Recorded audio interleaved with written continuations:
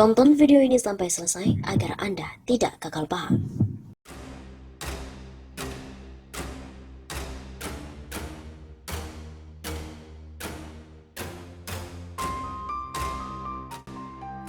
Terbongkar, ada nama Risma yang disebut-sebut ikut dalam 2 kecurangan pilkada di kota Surabaya. Pasangan Mahfud Arifin Mujiaman membongkar 2 kecurangan dan pelanggaran utama Pilkada Kota Surabaya tahun 2020. Akibat kecurangan itu, lawannya pasangan calon nomor urut 1 yaitu Eri Cahyadi dan Armuji pun bisa menang. Hal ini tertuang dalam permohonan gugatan sengketa pilkada yang kemudian diajukan ke Mahkamah Konstitusi.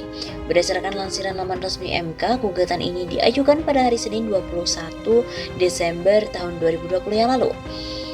Hasil perolehan suara yang ditetapkan oleh KPU Kota Surabaya menunjukkan pasangan Eri Cahyadi Armuji meraup 597.540 suara dan Mahfud Mujiaman memperoleh 451.794 suara dari total suara sah yaitu 1.049.334 suara. Menurut pemohon, selisih perolehan suara pemohon tersebut disebabkan adanya kecurangan yang dilakukan oleh paslon nomor urut 1 yang mana dilakukan secara terstruktur, sistematis dan juga masif di seluruh wilayah Kota Surabaya. Tegas Mahfud Mujiaman dalam berkas perbaikan permohonan seperti dikutip dari Sindonews Jakarta Rabu 6 Januari. Kemudian menurut Mahfud lagi, ada 2 fakta utama yang membuat suara Eri dan Armuji lebih unggul. Pertama, keterlibatan pemerintah kota dan wali kota Surabaya yaitu Tri Risma hari ini berikut dengan jajaran struktur birokrasi dengan memanfaatkan program, kegiatan dan kewenangan untuk pemenangan paslon nomor urut 1.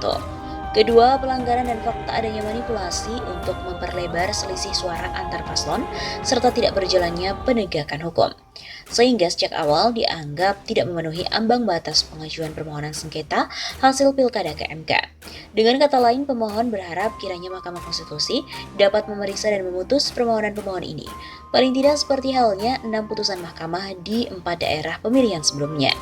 4 daerah pemilihan sebelumnya yakni Kabupaten Tolikara, Kabupaten Puncak Jaya, Kabupaten Intan Jaya, dan Kabupaten Kepulauan Yapen 3 permohonan. Perkara tersebut gugatan atas hasil pilkada masing-masing dari kabupaten pada Pilkada Serentak 2017. Kemudian Mahfud Mujiaman menegaskan bahwa proses Pilkada Kota Surabaya 2020 bertentangan dengan asas pemilu yang langsung, umum, bebas, jujur dan juga adil. Yakni KPU Kota Surabaya bukan merupakan cerminan dari aspirasi dan kedaulatan yang genuine, tapi hasil dari kecurangan terstruktur, sistematis, dan juga masif. Menurut Mahfud Mujiaman lagi, pelanggaran yang dilakukan secara terstruktur, sistematis, dan masif dengan melibatkan pemerintah Kota Surabaya berjalan sangat sempurna dan terang benderang. Hal ini merujuk pada tindakan maupun kebijakan pemerintah Kota Surabaya yang didesain diarahkan untuk pemenang paslon nomor urut 1. Bahwa sejak awal, penyelenggaraan Pilkada Surabaya tidak berjalan secara jujur dan adil. Ditemukan kecurangan dan pelanggaran yang didesain secara terstruktur, sistematis dan masif oleh paslon nomor urut 1, melibatkan dan atau bersama-sama pemerintah kota dengan menggunakan kewenangan, program, dan kegiatan yang dimilikinya, sehingga penyelenggaraan Pilkada cacat secara konstitusional. Begitu bunyi halaman 11 salinan perbaikan dari permohonan.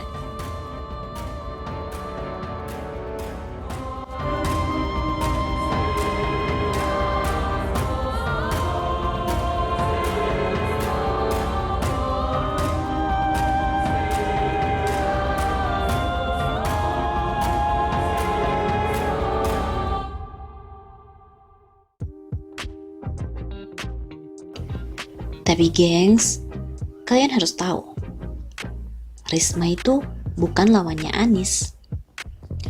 Mungkin membenci Anies kayak dapat mainan baru ya saat nama Risma diproyeksikan di Pilkada DKI Jakarta. Bagi mereka, Risma akan menjadi gubernur DKI dan mengalahkan Anies. Ya, halu dan kepedean sih kalau Anies akan anggap Risma sebagai lawannya. Perlu diketahui ya, berdasarkan Undang-Undang Nomor 10 Tahun 2016 tentang perubahan kedua atas Undang-Undang Nomor 1 Tahun 2015 tentang pemilihan kepala daerah atau pilkada, di pasal 201 disebutkan jadwal Pilkada DKI Jakarta akan berlangsung bulan November 2024. Masa berakhir 5 tahun memang tahun 2022.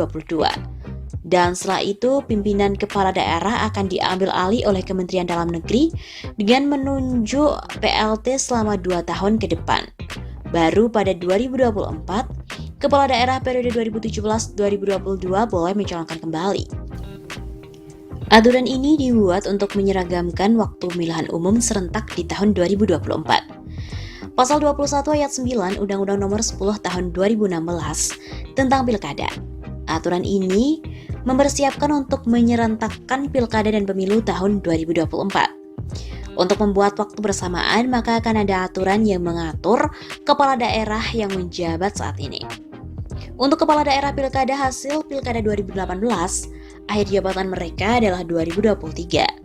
Selesai jabatan, maka sisa 1 tahun berjalan menuju tahun 2024 akan diambil alih oleh Kemendagri dengan menunjuk PLT, dan kemudian di tahun 2024 mereka bisa mengikuti pilkada kembali. Untuk kepala daerah hasil pilkada 2020 akan mengakhiri jabatan di tahun 2024.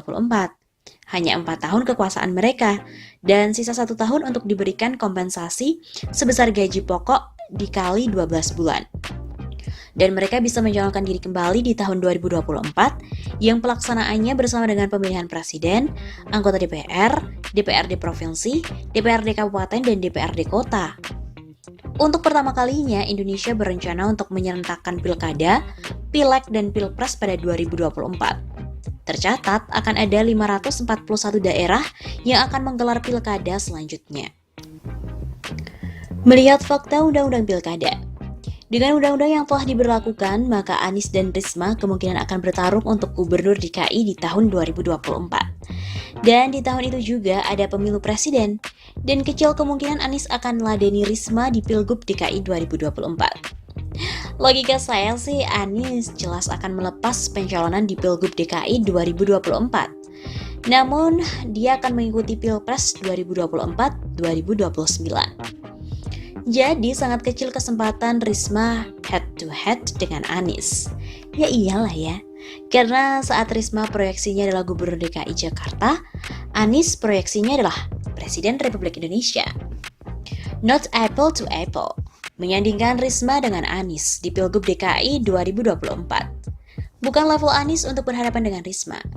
Anies kemungkinan akan berhadapan dengan Ganjar ataupun RK di Pilpres 2024. Mungkin saja sih. Nah, gengs, sudah paham kan? Bawa ketawa aja sih saat foto Risma dijadikan kepuasan oleh pembenci Anies. Berharap Risma akan melawan Anies adalah halusinasi mereka. Membawa euforia atas bersedianya Risma dibawa ke Jakarta adalah bentuk kepanikan mereka. Ya maaf saja sih, level Anies bukan melawan Risma. Lawan Risma, Anies bisa menunjuk camat di Jakarta untuk melawannya. Sorry, kalau harus bicara jujur sih, gitu.